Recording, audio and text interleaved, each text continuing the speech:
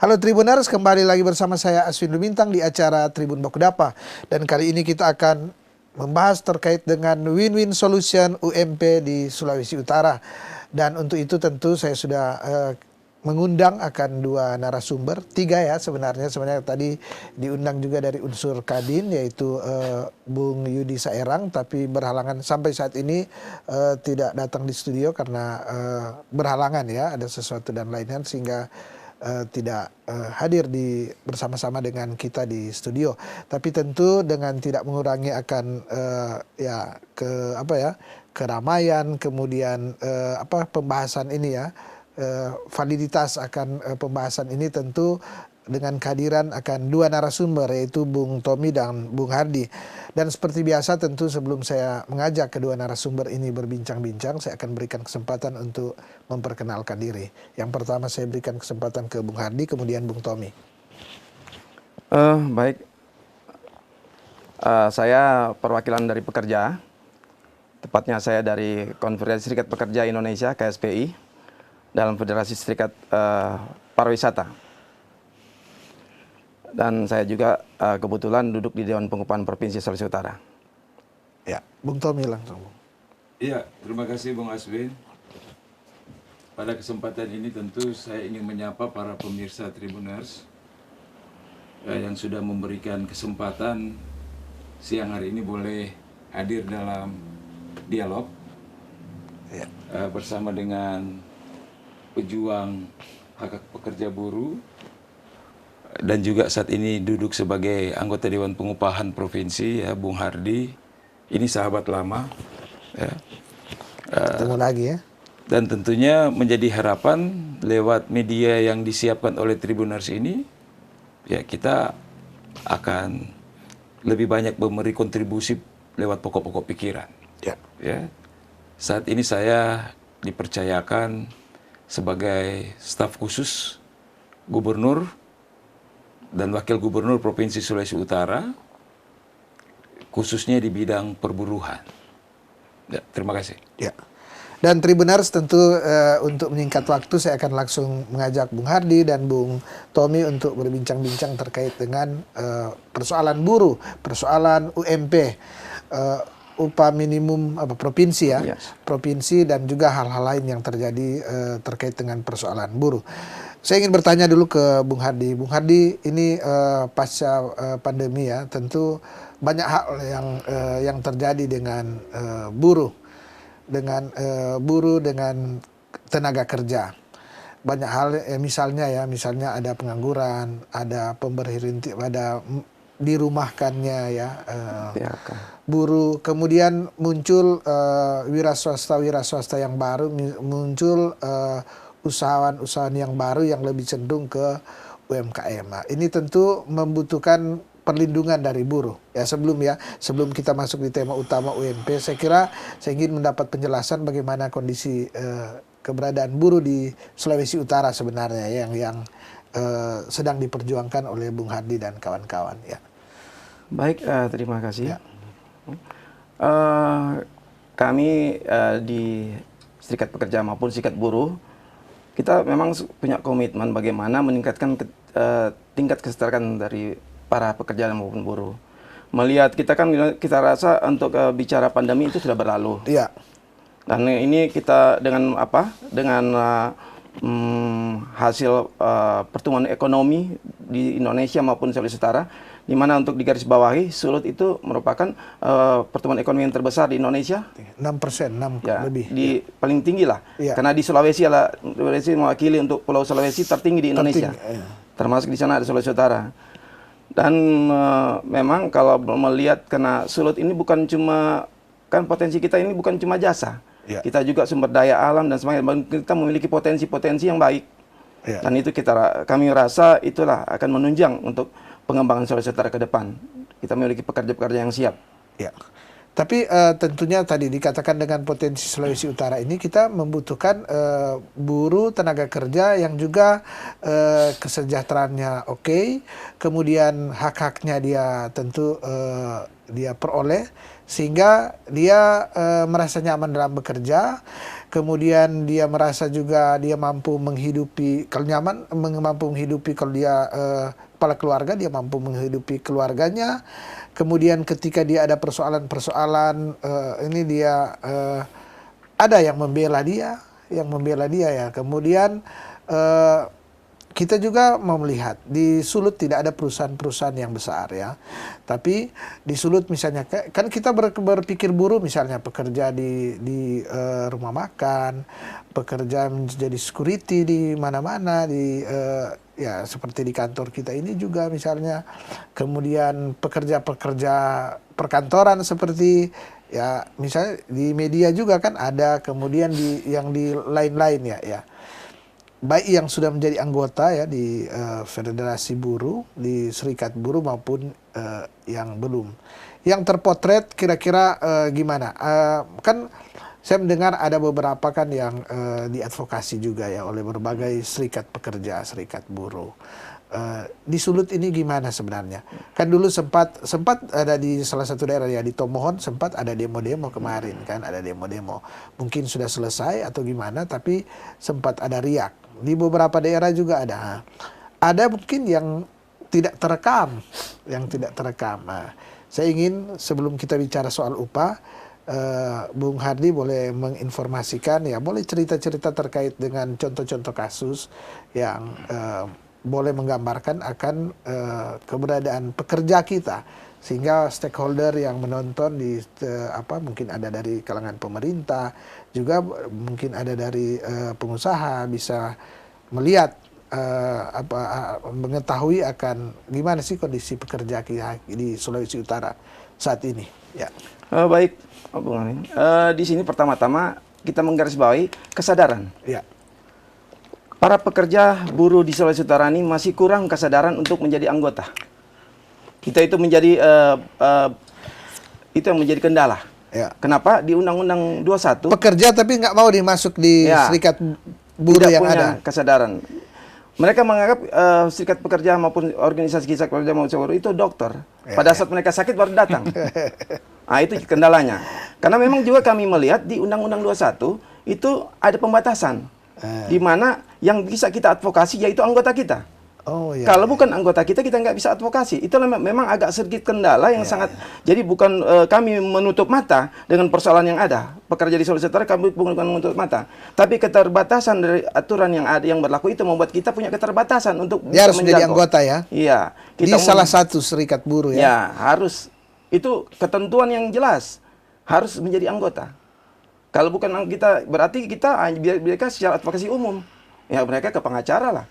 Berarti mereka tentu ujung-ujungnya berbicara tarif dan sebagainya. Iya. Nah, kalau untuk serikat pekerja kan ini suatu kewajiban kita, tanggung jawab kita untuk mengadvokasi. Ya. Di Sulawesi Utara ini kan ada beberapa serikat buruh.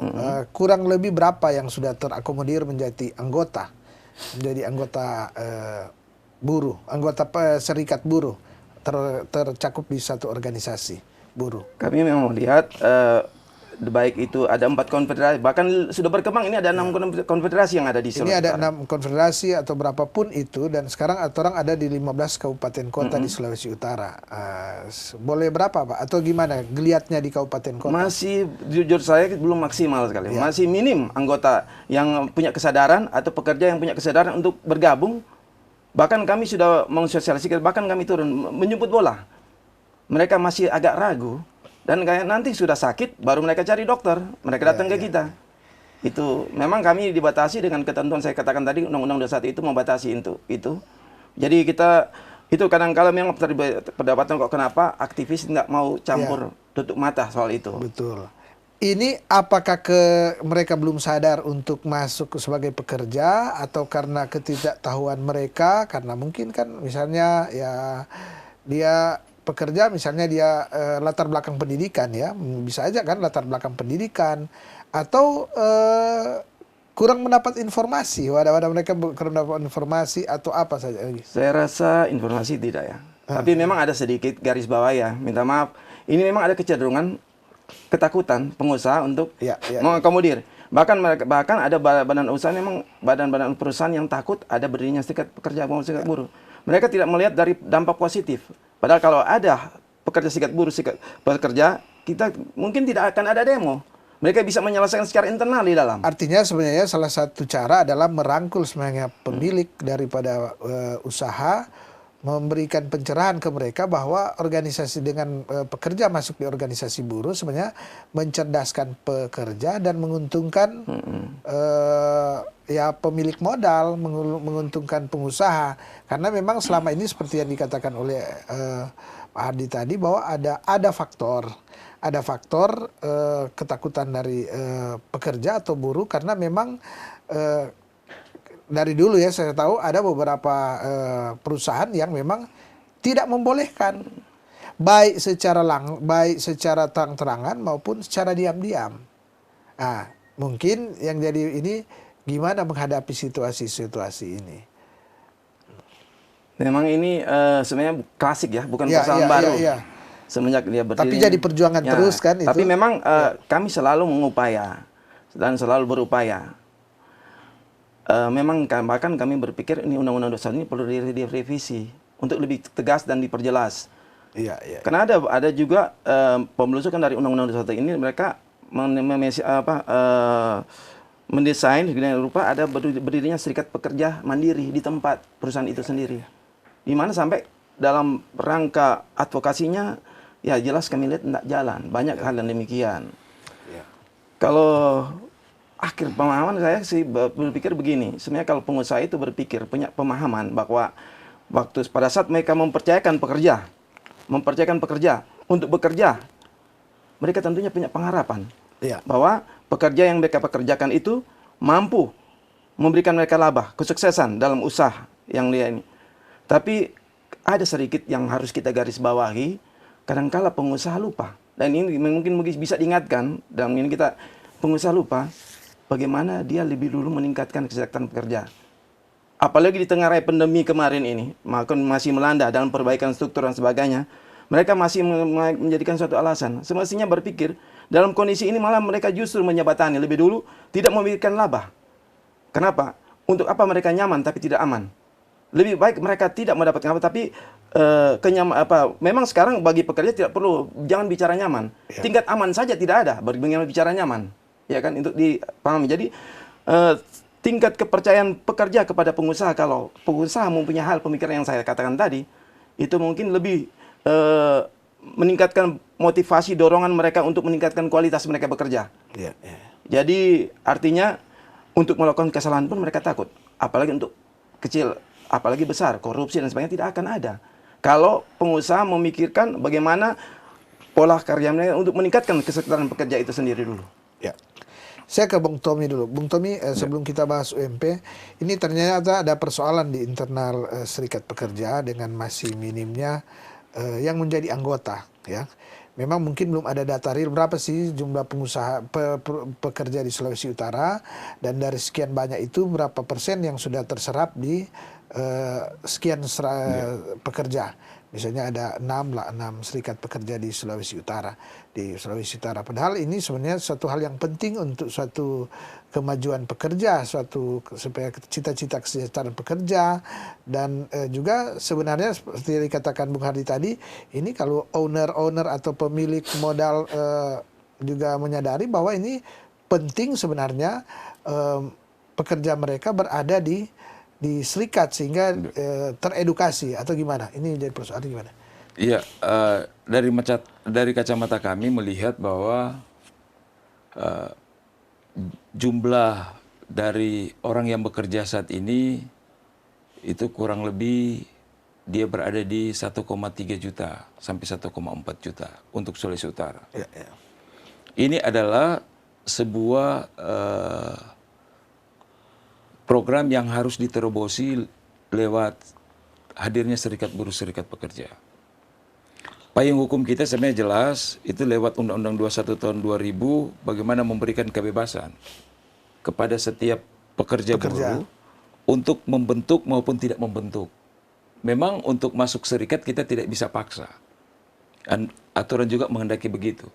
Tetapi lahir dari, seperti yang disampaikan oleh Bung Hardi tadi, betul, adanya kesadaran bahwa saya masuk organisasi serikat itu karena ada yang ingin saya dapatkan. Baik itu dari sisi pembelaan, tetapi juga dari sisi peningkatan SDM. Ya. Nah, ini sebetulnya yang harus selalu disampaikan kepada teman-teman pekerja buruh yang sampai hari ini belum masuk dalam keanggotaan serikat buruh serikat pekerja. Memang kalau mau dipresentasikan sangat kecil.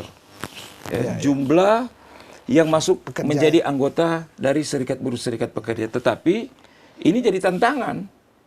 Ya, bahwa ke depan kita juga harus bagaimana bisa memberikan semacam edukasi kepada teman-teman pekerja buruh supaya mereka bisa masuk. Ya. Karena dari sisi pemerintah tetap ya memberi ruang itu, ya, supaya ada wadah berhimpun dari buruh pekerja lewat organisasi serikat buruh serikat pekerja. Memang sejauh ini ada anggota masuk, ya, dari pekerja buruh dalam wadah serikat buruh serikat pekerja karena ada masalah. Ya. Padahal kan ini kasuistis. Yang terpenting di sini sebetulnya apakah mereka merasa memiliki dengan organisasi ini dan sejauh mana organisasi memberikan semacam peningkatan, ada nilai tambah yang bisa mereka peroleh. Baik sebelum masuk dan sesudah masuk. Ini harus berubah.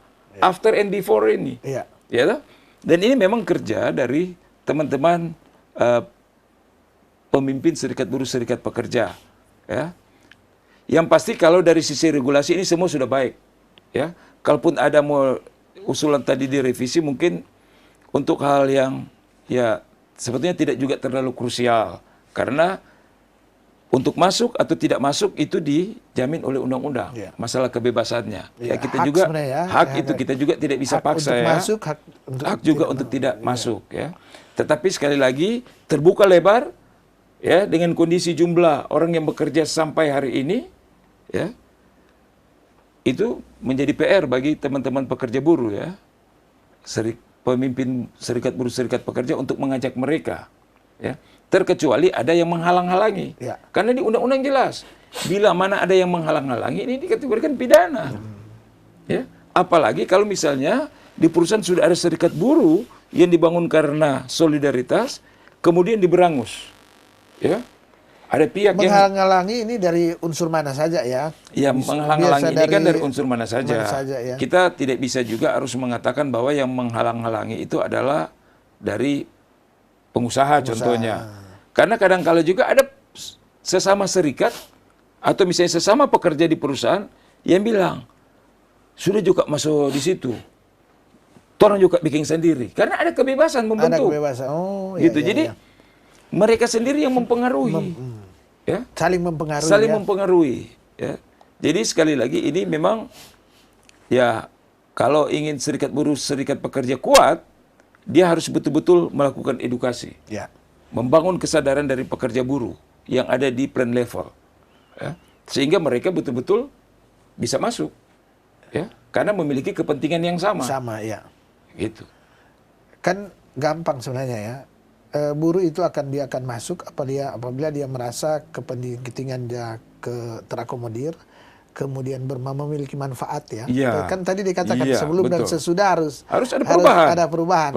Kalau dia merasa tidak ada apa-apanya, ya, orang akan berpikir kan ini padahal organisasi profesi Aswin, kan. Kalau kita melihat dari sejarah pergerakan serikat buruh serikat pekerja dunia, itu mereka memang adalah sebuah kelompok yang sangat kuat. Kenapa? Karena pergerakan itu dia bisa mempengaruhi sebuah kebijakan karena bukan hanya secara physically ada sumber daya manusianya, tetapi juga mereka didukung dengan kemampuan keuangan. Ini contoh yang baik di serikat buruh serikat pekerja, mereka menerapkan iuran kepada semua anggota. Iuran ini yang pada akhirnya membuat untuk mendukung mobilisasi organisasi, bahkan juga bisa membuat yang namanya semacam pusat pelatihan, ya, dan sebagainya. Jadi program-program menambah ini skill ya. Menambah skill. Ya. Dan banyak mungkin bisa di ini ya. Di luar negeri sudah, di Indonesia juga sebagian ada beberapa daerah seperti itu, ya, atau beberapa organisasi. Tetapi sekali lagi ini memang harus dibangun Jangan pada akhirnya orang cuma sebatas ya slogan ingin membuat serikat buruh, serikat pekerja kuat, tetapi kita sendiri tidak mampu membangun itu. Iya. Harus memanage ya. Harus memanage. Karena ada yuran, COS di situ, check of system. Dan mungkin di situ nanti ada klaster-klaster kan, misalnya kelompok pekerja, misalnya jasa di bidang ini. Iya, biasanya memang sudah ada itu, secara sektoralnya sudah ada. Ya kalau diamati sudah ada itu, federasi-federasinya sudah ada. Sehingga kan dikatakan tadi ya, ketika yuran dia akan menyesuaikan dengan ini. Kalau dia memang pekerja-pekerja yang high class, tentu dia akan dengan yuran yang besar tentu bisa akan membuat suatu perubahan, perubahan yang ini. Tapi poinnya adalah bahwa tadi saya tertarik Bung Tommy mengatakan bahwa di negara-negara di belahan dunia lainnya sudah organisasi pekerja itu sangat kuat dan memberi efek kepada pekerja, memberikan efek positif, memberikan artinya mereka merasa bahwa ini penting, menambah skill dan segala macam. Di Indonesia ini kendalanya apa memang kita sehingga ya belum bisa dengan seperti di Eropa lah katakanlah. Sebetulnya memang yang lebih kompeten menjawab dari Bung Hardi. Tetapi kalau dari pandangan kami melihat bahwa kenapa di Indonesia kelihatan memang masih agak jauh, karena kita lebih berkutat kepada bagaimana penanganan persoalan secara kasuistis. Seperti tadi, ibarat kalau serikat buruh serikat pekerja ini itu seperti dokter. Nanti sakit baru mereka datang. Padahal kan tidak begitu. Tetapi juga di satu sisi, bagaimana mereka harus datang karena kasus, karena edukasinya kurang. Ini kita juga harus mampu wise melihat ini demi sebuah perubahan dalam manajemen serikat buruh serikat pekerja. Padahal kalau kita mau analisis, justru dengan serikat buruh serikat pekerja itu dia lebih banyak pada kekuatannya. Kelemahannya memang agak ada tapi kurang. Dia memiliki kekuatan luar biasa. Tetapi apakah ini mampu dieksplor, mampu di-manage dengan baik? Ya, ini juga yang kalau di Indonesia belum kelihatan. Kita lebih banyak tampil di saat nanti ada regulasi yang kurang, kita demo. Demo itu, jadi Bung Aswin, ada sesuatu ya. Ada sesuatu. Demo itu bukan hal yang artinya gampang diatur. Kondisi demo kita kan saat ini juga butuh energi yang besar. Coba sekali kita melaksanakan demo, berapa banyak personil, berapa banyak uang yang harus dikeluarkan untuk mobilisasi itu. Padahal sebenarnya kita bisa melakukan upaya-upaya persuasif. Demo itu adalah langkah terakhir. Demo itu bukan justru karena kasus langsung demo. Tetapi mari kita membuka ruang dialog dengan para pihak untuk mencari solusi seperti ini.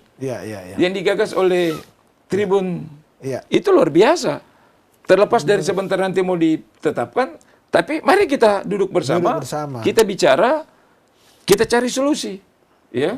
Yang pada akhirnya semua bisa menerima. Mungkin itu. Betul. Artinya ya kita menggunakan hak kita, kebebasan untuk berbicara, memberikan pandangan, sehingga seluruh stakeholder yang menyaksikan, yang melihat, boleh melihat, ada ini buah pikir dari buruh, sebenarnya ini. Buah pikir dari, sayang memang Kadin, kita ada Kadir, Bung Yudi berhalangan. Sehingga seharusnya kita mendapatkan masukan juga ya, misalnya dari kalangan pengusaha, perbandingan pemahaman apa yang menjadi persoalan. Kan mungkin ada juga persoalan misalnya di pengusaha, apa yang menjadi persoalan pasca pandemi, hal-hal dengan misalnya kalau kita nanti misalnya dari buruh meminta ada kenaikan PMP. Saya ke Bung Hardi di tema kita terkait dengan win-win solution UMP di Sulawesi Utara. Tentu tadi kita sudah melihat sudah mendapat gambaran para tribuners terkait dengan keberadaan pekerja kita, keberadaan buruh yang ada di Sulawesi Utara. Ada serikat-serikat yang membantu untuk perjuangan buruh, Tadi diakui ya, masih ada kekurangan-kekurangan. Tapi apapun itu, keberadaan serikat buruh ini sangat diperlukan. Yang dibutuhkan adalah menata ini menjadi lebih baik sehingga semakin kritis. Tentu serikat buruh ini harus berbenah sehingga mereka akan terasa dibutuhkan oleh para pekerja. Kalau tidak betul berbenah, nanti anggotanya akan jadi lebih sedikit ya, sedikit. Tapi saya langsung ke ini. Ini salah satu momentum adalah selain persoalan-persoalan personal buruh adalah yang umum biasanya adalah ketika penetapan upah minimum provinsi. Ini menjadi perjuangan dari organisasi-organisasi buruh dan di media kita sudah lihat ya secara nasional. Serikat buruh mengajukan untuk menaikkan 13% dari ini ya. Di Sulawesi Utara ini sebenarnya gimana kondisinya? Apakah bisa atau gimana? Dan upaya-upaya apa yang akan dilakukan sebelum penetapan nanti? Ya, Bung Hardi. Ya, terima kasih, Bung. Kalau berbicara UMP, memang sampai saat ini kita memang sementara rapat kita masih belum ada kesepakatan, awal pun belum ada tentang apa mulai angka dan sebagainya, belum ada di penetapan. Namun memang karena pertama ada polemik ini, saya mau katakan ada polemik. Untuk tahun ini ada sedikit polemik, bukan sedikit, malah justru jadi polemiknya di kalangan pengusaha, di kalangan itu atau di beberapa stakeholder. Polemik soal hukum positifnya. Landasan hukumnya, kan ini menciptakan suatu produk kan harus ada landasan hukum. Ini masih ada dua pemahaman yang berbeda. Baik itu saya lihat ini antara baik itu pemerintah, pengusaha maupun dari pihak pekerja soal landasan hukumnya. Karena kita mengacu pada saat ada putusan MK kemarin, putusan MK nomor 91 di bulan November tahun 2021 kemarin, mengisyaratkan bahwa ada penangguhan tentang Undang-Undang 11 Undang-Undang Cipta Kerja. Jadi sedangkan dan turunannya. Sedangkan yang mengacu dalam penetapan UMP ini landasan fundamental hukumnya yaitu PP 36 yang merupakan turunan dari Undang-Undang 11. Nah, ini memang sebelum kita masuk lebih dalam tentang penetapan ataupun bagaimana mekanisme ataupun apa sudah tepat, apakah wajar untuk kenaikan berapa persen yang nantinya. Itu yang jadi landasan hukum ini yang memang sampai sekarang ini kita juga melihat dari sisi pemahaman ini, bahkan sampai kalau secara saya berpikir gini, kalau ataupun ini ada ganjalan, apalagi ini kan ada batas waktu ini, batasnya tanggal 21. Sedangkan ini sudah tanggal 10, berarti tinggal 11 hari. Sedangkan untuk Sulawesi Utara saja belum ada rapat yang karena kemarin ada sedikit penundaan karena BPS belum menyiapkan data yang akurat tentang dari komponen-komponen yang dimaksudkan di PP 36 itu sendiri.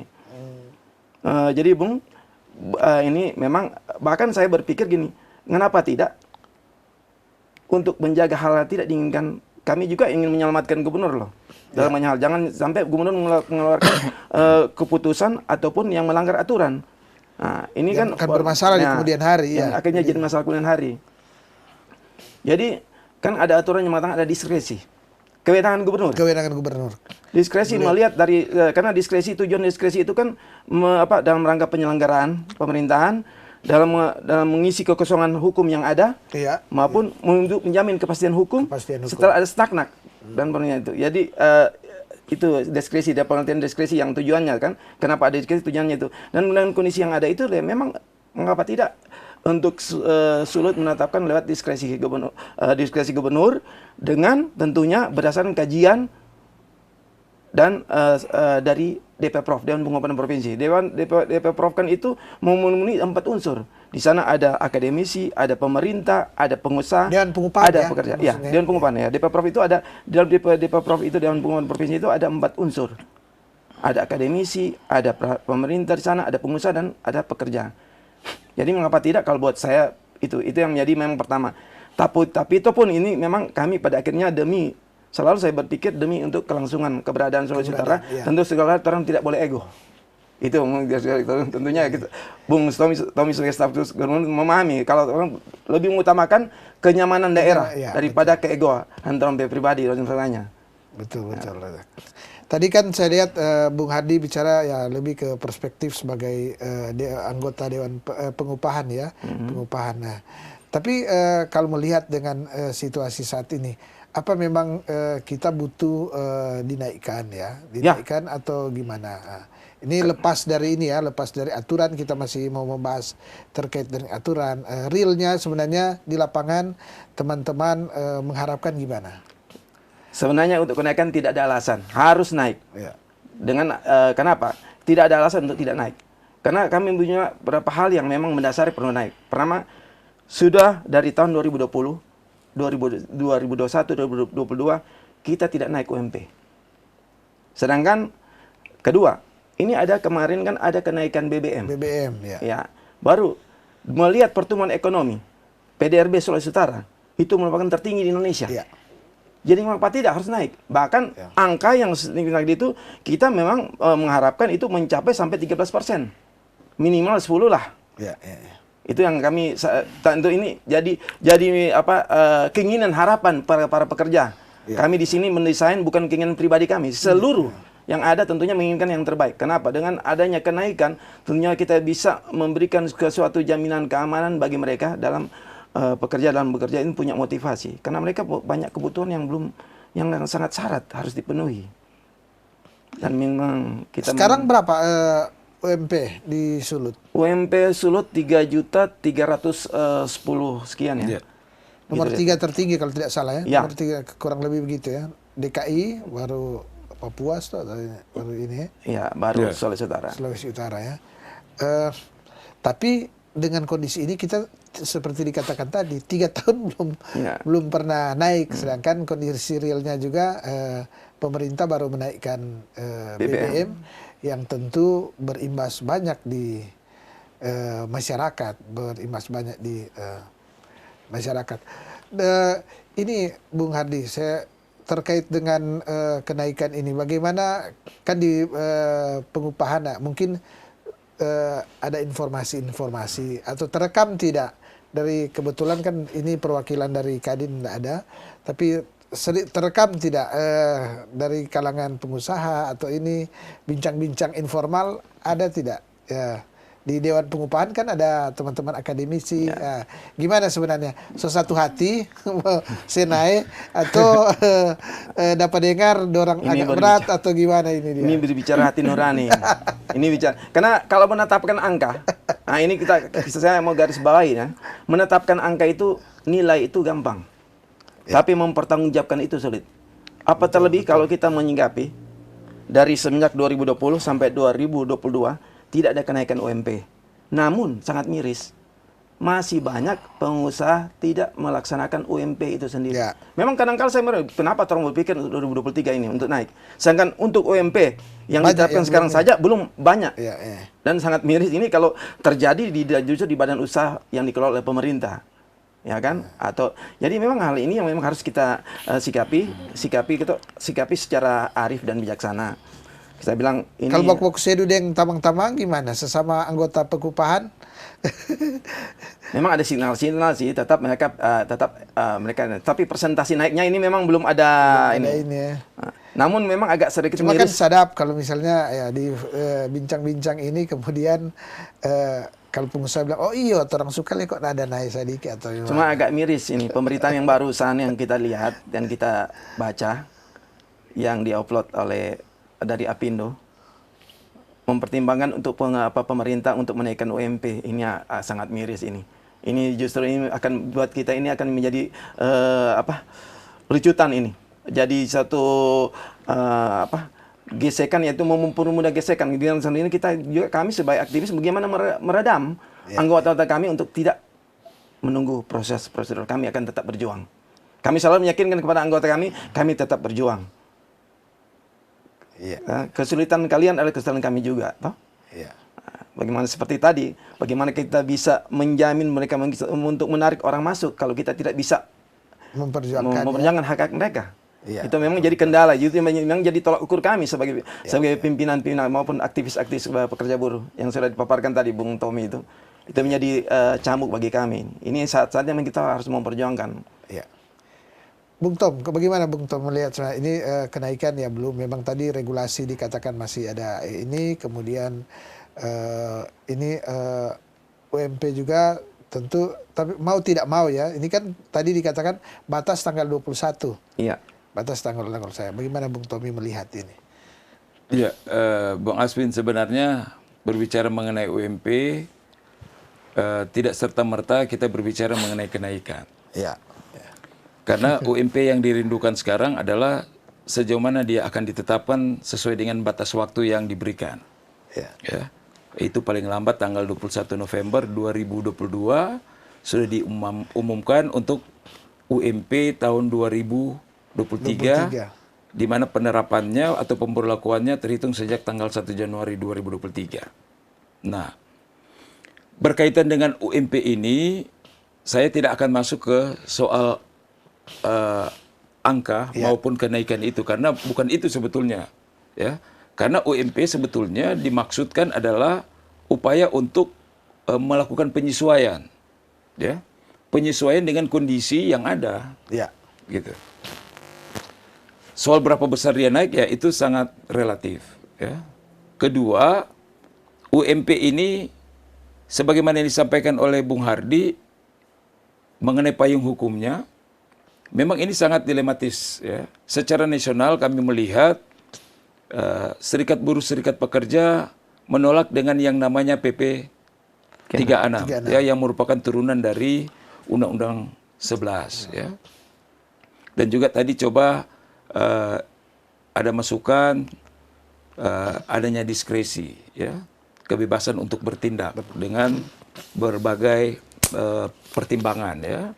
Salah satu adalah ketika terjadi stagnasi, tapi juga bisa saja ketika tidak ada sebuah peraturan yang akan dirunut, ya, atau yang ketiga karena ada pilihan sehingga muncul yang namanya diskresi itu. Nah, kajian-kajian hukum sampai saat ini memang, ya, Pak Gubernur sebelum akan mengambil keputusan dalam penetapan UMP pasti beliau akan lebih banyak mendengar, lebih banyak menerima masukan-masukan, termasuk juga dari Dewan Pengupahan. Karena Dewan Pengupahan intinya adalah berfungsi untuk memberikan masukan dan saran berkaitan dengan UMP kepada Pak Gubernur, ya, sebelum ditetapkan. Tadi dijelaskan di Dewan Pengupahan terdiri dari 4 perwakilan lah, empat unsur, ya. Ya, tentu harapan kami supaya betul-betul ini saran, ini masukan kepada Pak Gubernur, dia betul-betul baik, betul-betul solid, ya memang harus juga ada percakapan yang lebih intens di Dewan Pengupahan. Karena ini amanat. Ya. Mereka yang harus menyampaikan itu kepada Pak Gubernur. Jadi ada pertimbangan tentu dari akademisi, ada ini. Namun untuk Dewan Pengupahan ini, mereka bisa betul-betul memberikan hal yang positif, pemikiran-pemikiran yang baik kepada Pak Gubernur tentu didukung dengan data. Ya. Dan sudah jelas bahwa dalam hal penyajian data itu diserahkan kepada lembaga yang berwenang dari sisi statistik. Nah, itulah yang namanya BPS. Ya. BPS adalah lembaga yang berkompeten untuk menyajikan data itu. Baik data inflasi, data PDRB, ya, pertumbuhan ekonomi, ya. Kemudian juga ya mengenai rata-rata, ya, pendapatan per kapita, konsumsi dan sebagainya. Mereka harus menyajikan itu lewat Dewan Pengupahan. Baru itu disampaikan. Jadi inilah gambaran umum mengenai prosedurnya. Ya. Jadi kita tidak bisa berspekulasi mengenai angka. Ya, jangan pada akhirnya ini jadi bingung. Ya. Yang pasti ketika akan ditetapkan Pak Gubernur sekali lagi beliau sudah mendengar, sudah sangat paripurna, baru beliau tetapkan. Ya, termasuk adalah mendengar juga harapan-harapan dari teman-teman, ya, pemimpin pejuang serikat buruh, serikat pekerja. Ya. Satu hal juga yang mungkin kita tahu bahwa sampai saat ini pemerintah Provinsi Sulawesi Utara dalam kepemimpinan ODSK itu bagaimana betul-betul menggenjot terbukanya lapangan pekerjaan. Ya. Kita ya mengalami ya pergumulan yang sangat berat selama 2 tahun ya. Banyak daerah-daerah yang betul ya memang DP efek itu ya pada akhirnya membuat lapangan pekerjaan ini berkurang ya. Pertumbuhan ekonomi menurun, tetapi justru Sulawesi Utara kita bisa melihat ya. Beliau dalam kepiawaian memimpin Sulawesi Utara mampu memberikan sebuah terobosan. Kita secara faktual merupakan daerah yang tertinggi dalam ekspor sampai saat ini. Sulawesi Utara juga merupakan daerah yang mampu mengcover secara sosial, ya, bagi baik itu tokoh-tokoh agama, kemudian juga bagi pekerja-pekerja dari sisi perlindungan ketenaga kerjaan. Itu diberikan apresiasi dan diberikan penghargaan luar biasa. Kemudian kita sekarang ini digenjot dengan yang namanya pariwisata. Pembuktiannya apa? Begitu banyak tamu dari luar negeri, mancanegara yang datang berkunjung ke kita di Sulawesi Utara. Ya. Termasuk juga yang di sini kita menyaksikan bahwa investasi Sulawesi Utara ya, itu menjadi daerah yang sangat seksi ya, bagi para investor untuk datang ke sini. Maka tidak berlebihan bila mana ya dengan segala hormat Pak Gubernur ini ibaratnya dia a man behind the gun. Jadi dia mampu menggunakan kepercayaan masyarakat ini untuk membangun Sulawesi Utara, mensejahterakan masyarakat. Mensejahterakan ya, masyarakat Sulawesi Utara. Di tengah orang mengalami krisis, apa yang dilakukan oleh Pak Gubernur? Mari jod orang bakobong. Kenapa itu? Supaya masyarakat bisa beraktivitas. Ya. Dia bisa berusaha, dia bisa mendapatkan penghasilan. Ya minimal untuk kebutuhannya ada. Ya. Kalau di daerah lain, pengangguran luar biasa. Orang di sini angka kemiskinan menurun, pengangguran juga menurun. Ya. Kita bermain untuk pengangguran di sini sekitar 6,61%.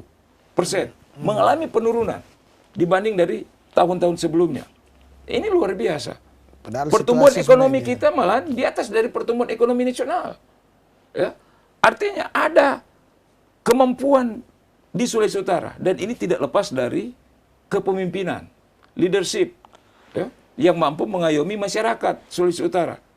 Biar orang sumber daya di sini ada, tapi pemimpin tidak mampu atur. Tidak ada dirigen yang atur. Tidak ada konduktornya, susah. Memulai dari mana? Betul. Ini kita juga harus secara objektif melihat itu. Tapi sekali lagi kembali ke mengenai UMP. Saya percaya bahwa Pak Gubernur itu akan memperhatikan semua masukan dan saran. Karena ini bukan berbicara mengenai seberapa besar yang harus naik. Tetapi sejauh mana itu ditetapkan. Kemudian yang poin kedua, ini juga memang penting. Bahwa ketika UMP ditetapkan, apakah ini efektif penerapannya? Secara kasuistik tadi sudah disampaikan oleh Bung Hardi. Bahwa masih banyak pengusaha yang tidak menerapkan. Nah, ini persoalan lain. Maka, bila mana disepakati, usulkan ke Pak Gubernur. Kita bentuk satgas, ya, untuk memonitor. Mana yang bilang kumabal. Dan juga ini untuk menjaga wibawa dari sebuah keputusan. Ya. Penegakan hukumnya ada. Ya. Jangan pada akhirnya ini cuma secara pemanis. Oh, udah sekian. Padahal di pengusaha banyak yang pembangkang. Pak Gubernur tidak suka itu. Beliau ingin supaya produk ini betul-betul dikawal dan diterapkan. Ya, sehingga ini pekerja buruh, mereka bisa menikmati dari sebuah proses regulasi itu. Ya. Jadi bagi kami, mari kita tunggu sampai tanggal 21. Tapi penting sekali lewat Dewan Pengupahan untuk memberikan saran pertimbangan kepada Pak Gubernur melalui data-data yang disiapkan oleh BPS. Dan Tribuners, tentu perbincangan ini saya kira bukan hanya soal menarik tapi penting ya. Tadi ulasan dari Bung Hardy dan Bung Tommy saya kira sangat luar biasa, mencerdaskan kita, memberikan informasi, menambah wawasan, dan juga tentu memberikan harapan bagi Tribuners yang terutama para pekerja, para buruh. Dan tentu banyak hal lagi yang kita bisa ulas di bincang-bincang ini, tapi waktu juga yang membatasi akan bincang-bincang kita. Tapi saya kira banyak hal yang sudah di ini. Tapi memang biasa di tempat ini memang hanya memberikan stimulan. Sekiranya memberikan stimulan bahwa oh ternyata ini sudah dibahas atau sedang berlaku atau gimana, itu yang kita tentu lebih lanjut tentu nanti silakan berhubungan dengan ada serikat buruh ya, dengan Pak Staf Sus juga bisa untuk informasi-informasi, tapi paling tidak di bincang-bincang ini sekali lagi sudah memberikan informasi ke kita terkait hal-hal terkini persoalan buruh maupun hal-hal yang lain ya. Dan seperti biasa sebelum saya menutup bincang-bincang ini saya akan berikan kesempatan ada closing statement yang tentunya singkat saja dari kedua narasumber. Yang pertama Bung Hardy, kemudian terakhir adalah Bung Tommy. Silakan Bung Hardy. Baik, terima kasih para warga Tribuners yang ada maupun staf khusus gubernur yang ada nih. Terima kasih. Saya hanya bisa mengatakan sekarang ini sebagai aktivis pekerja, bagaimana pengusaha untuk sekarang lebih memikirkan bagaimana meningkatkan kesejahteraan buruh pekerja itu sendiri. Kami yakin stabilisasi maupun keamanan Provinsi Sulawesi Utara akan tetap terjaga. Ya, Pak Staf Sus silakan. Ya, terima kasih Bung Aswin, Bung Hardy. Ya, sebagai closing statement, saya coba mengutip sebuah kalimat bijak bahwa kehebatan dan kekuatan sebuah samurai bukan terletak pada unsur material dari samurai itu, tetapi terletak pada siapa yang memegang dan menggunakan samurai itu. Ini sebetulnya menjadi energi positif bagi kita, terutama bagi teman-teman pekerja serikat buruh, serikat pekerja, bahwa masih ada tugas PR yang mereka harus buat ke depan berkaitan dengan perjuangan dari nasib pekerja buruh. Ya. Menunggu para pemimpin-pemimpin ini. Dan ini juga sudah sementara dan akan terus dilakukan oleh kepemimpinan ODSK. Pak Gubernur dan Wakil Gubernur sangat peduli dengan kepentingan dari serikat buruh, serikat pekerja, termasuk para pekerja buruh yang ada di Sulawesi Utara. Tidak ada pemimpin yang tidak merindukan supaya ada kesejahteraan. Ya. Dan ini mereka selalu buat ya dengan berbagai upaya berkaitan dengan adanya sebuah nilai tambah bagi serikat buruh, serikat pekerja. Kita tunggu saja tanggal 21 November 2022. Pasti ada surprise yang diberikan oleh Pak Gubernur dan Wakil Gubernur untuk masyarakat Sulawesi Utara. Untuk kesejahteraan masyarakat Sulawesi terutama kesejahteraan untuk pekerja buruh Sulawesi Utara. Dan Tribuners, demikianlah bincang-bincang dengan topik Win-Win Solution UMP, upah minimum provinsi di Sulawesi Utara. Dan tentunya saya Aswin Lintang dari Tribun Bakudapa mengucapkan terima kasih kepada Bung Tommy Sampelan selaku staf khusus Gubernur bidang perburuhan ya. Kemudian Bung Hardy dari anggota Dewan Pengupahan juga dari Serikat Buruh ya. Mengucapkan terima kasih yang karena sudah boleh hadir di bincang-bincang ini, sudah boleh hadir di studio Tribun Bakudapa ini. Dan sebenarnya ada kami juga sudah mengundang dari unsur Kadin, namun berhalangan ya Pak Yudi Sairang berhalangan, ada satu tugas dan lain hal yang sehingga tidak bersama-sama dengan kita. Tapi saya kira dengan perbincangan ini boleh menambahkan wawasan sekaligus memberikan pemaknaan bagi kita bahwa serikat buruh terus melakukan upaya-upaya untuk mensejahterakan para anggota yang juga tentu berimbas bagi seluruh masyarakat terutama di Sulawesi Utara. Dan saya juga tentu mengucapkan terima kasih kepada para Tribuners yang sampai saat ini setia menyaksikan akan acara Tribun Bakudapa, dan kita akan bertemu lagi pada lain waktu, lain kesempatan, tentunya dengan tema perbincangan juga yang berbeda. mata lokal menjangkau Indonesia.